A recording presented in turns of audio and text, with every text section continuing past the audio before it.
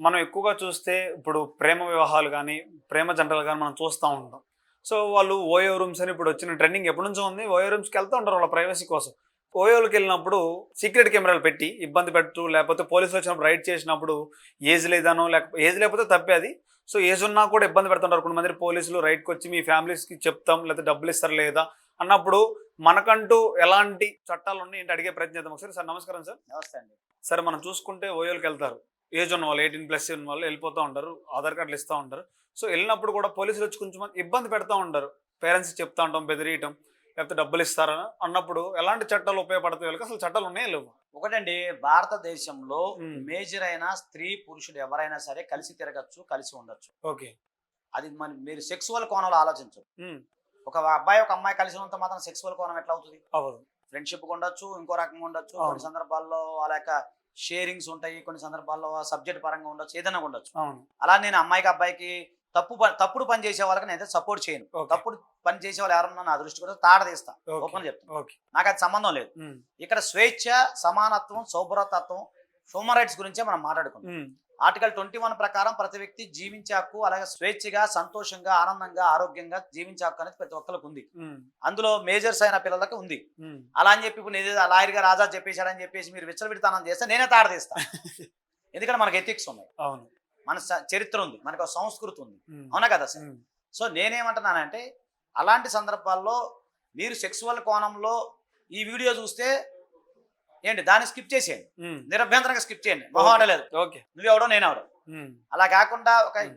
మానవతా దృక్పథంతో human rights విషయంలో ఉన్నప్పుడు నేనేమంటున్నానంటే, ఒక అబ్బాయి, అమ్మాయి ఓయో రూమ్లో ఉన్నంత మాత్రం సెక్స్ కోణమైనా చూడాలా అనేది నాకు డౌట్. ఓకే. అలాంటి కోణం అయితే నేను ఒప్పుకోను. హ్మ్.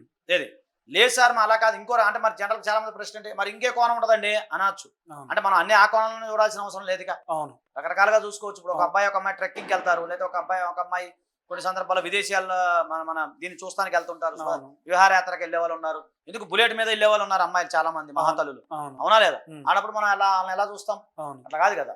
అయితే ఏమంటానంటే, కొన్ని సందర్భాల్లో పోలీసులు కొంత డిస్క్రిషన్ పవర్ ఉంటుంది, హ్మ్. కొంత విచక్షణ అధికారం పోలీసు వారికి ఉంటుంది. హ్మ్. అదేంటంటే, ఉదాహరణకి ఇప్పుడు ఏదైనా మనం వెళ్ళాము, వేరే ఊరు వెళ్ళాము, అక్కడ మన లాడ్జీలోనో రూమ్లోనో మనం ఉన్నాం, నువ్వు నేనే ఉన్నామయ్యా. హ్మ్. ఉన్నప్పుడు పోలీసు వాళ్ళకి ఏదైనా అనుమానం వచ్చింది, ఆ ఆ ఏరియాలో ఏదైనా సంఘటన జరిగింది, లేదా ఆ ఏరియాలో అంతకుముందు ఏమైనా ఘటన జరిగింది, హ్మ్. నీకు అర్థమవుతుందా? హ్మ్. లేదా ఆ ఏరియాలో ఇంకేదన్నా ప్రమాదశాతం జరిగిన గతంలో కానీ ఇప్పుడు కానీ జరిగినాయి కానీ ఉంటే, హ్మ్. పోలీసు వారికి ఉన్న రైట్ ఏంటంటే నేరం జరగకుండా చూసే బాధ్యత పోలీసు వారి పైన ఉంటుంది కదా. హ్మ్. సో అప్పుడు వచ్చి మన ఐడి కార్డులు అన్ని చెక్ చేయొచ్చు. హ్మ్. అంతే తప్ప అక్కడ మీకు ఇల్లీగల్ ట్రాఫికింగ్ జరుగుతుంది అంటే దాని ప్రొసీజర్ వేరు. హ్మ్. అలా కాకుండా ఒక అబ్బాయి, అమ్మాయి ఓయో రూమ్లోనో సింగిల్గా ఉన్నప్పుడు, లేకపోతే ఇంకో రకంగా ఉన్నప్పుడు ఇబ్బంది పెట్టే రైట్ ఉండదు. హ్మ్. కాకపోతే అక్కడ వాళ్ళు ఏమైనా అసభ్యంగా ప్రవర్తించినా, ఓకేనా, అసభ్యకరమైన పొజిషన్లో ఉన్నా, హ్మ్. ఇంకో రకంగా వేరే అసభ్యకరమైన చేష్టలు చేస్తున్నా కూడా వాళ్ళు అరెస్ట్ చేసే అవకాశం, ఆబ్సెనిటీ కింద అరెస్ట్ చేసే అవకాశం ఉంటుంది. ఓకే. ఉంటుంది.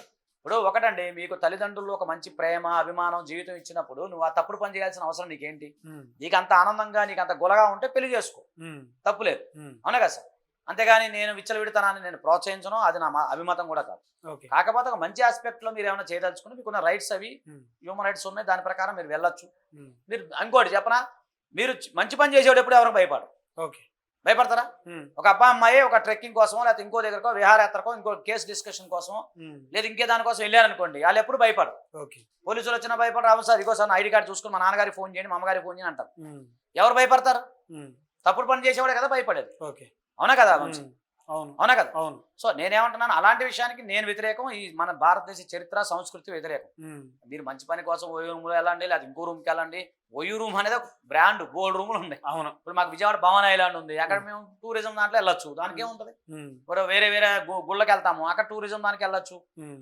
అలా ఓయో రూమ్ అనేది ఒక బ్రాండ్, అంతేగాని అలా ఏం లేదండి. ఓకే. కాకపోతే మీరు ఒకటి, స్వేచ్ఛ అనేది భారతదేశంలో చాలా మంచిది. స్వేచ్ఛని మీరు దుర్వినియోగం చేస్తేనే నష్టం. ఓకే. అలా కాకుండా స్వేచ్ఛని మీరు మంచిగా వాడుకుంటే మీ అభివృద్ధికి సోపానం అవుతుంది. హ్మ్. మీరు భవిష్యత్తులో వెళ్ళొచ్చు, తద్వారా దేశ భవిష్యత్తు బాగుంటుంది, అన్నీ బాగుంటుంది. హ్మ్. అలా కాకుండా ఏదో మా లాయర్ గారు చెప్పారు నేను ఓయో రూమ్లోకి వెళ్తా, ఎంజాయ్ చేస్తానంటే అది ఎన్నాళ్ళు చేస్తావు? ఓకే. తర్వాత అది ఎప్పుడైనా చెడ్డ పనే కదా. హ్మ్.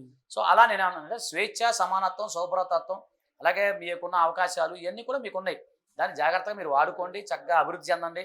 ఎందుకంటే భారతదేశంలో యూత్ అనేది చాలా ఎక్కువ ఉంది. ఇప్పుడు మీరు ఎప్పుడైతే కష్టపడి ఈ యొక్క మైండ్ని మీరు మంచితనానికి వాడుకొని, గొప్పతనానికి వాడుకుంటే 100% సక్సెస్ అవుతారు. ఓకే. 24 ఏళ్ళకి కోట్లు సంపాదించిన వాళ్ళు ఉన్నారు. అవును.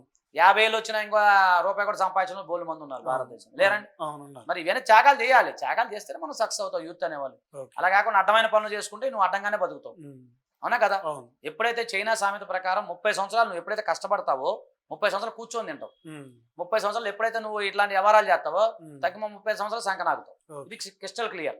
ఓకే. కాబట్టి ఏంటంటే ఇప్పుడైనా మీరు ఉన్న స్వేచ్ఛని సమానత్వాన్ని ఈ యొక్క దాన్ని జాగ్రత్తగా వాడుకోమని నా యొక్క చిన్న రిక్వెస్ట్ అంతే. That is your wish. వాడితే వాడుకో లేకపోతే మానేస్తే మానే, ఓకే. అది నీ ఇష్టం.